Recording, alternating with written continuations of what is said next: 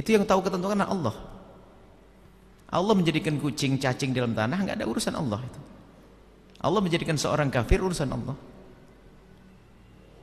Dan di saat dia memilih kekafiran, dia memilih kekafiran karena pilihan dia itu. Dia sudah dikasih syariat. Sebab kalau orang hidup di hutan belantara, tidak mendengar syariat, nggak ada istilah kafir lalu masuk neraka, nggak ada kok.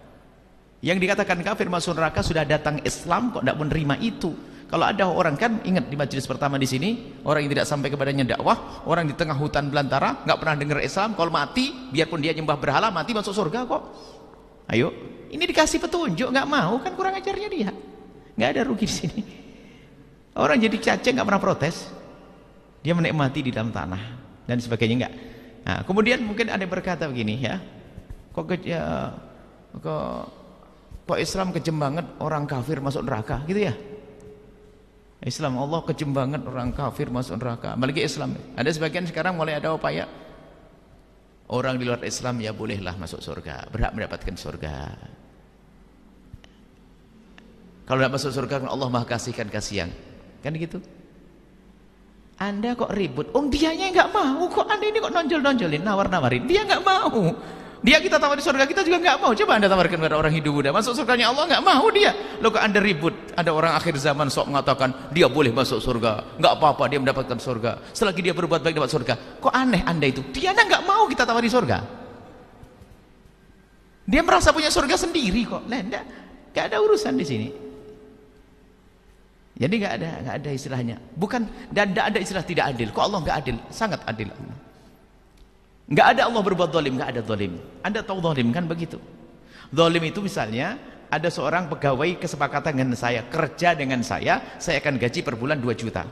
Kemudian setelah bekerja saya tidak kasih gaji. Dosa atau tidak saya? Zalim ya? Karena ada kesepakatan. Cuman tanyakan, antar hamba dengan Allah ada kesepakatan apa? Pernahkah kita sebelah ya Allah ciptakan saya nanti pokoknya kalau saya berbuat baik saya masuk surga? Ada omongan gitu? Nggak ada. Sepihak dari Allah, suka-suka Allah buat. Nggak ada kesepakatan kok bilang zalim. Kecuali sudah ada kesepakatan bahwasanya, hei hambaku, yuk bersepakat.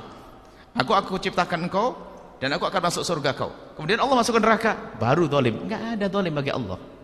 Kadang-kadang cara berpikir kita itu pikir antara manusia dengan manusia. Ini dengan Allah. Nggak ada kesepakatan kita itu.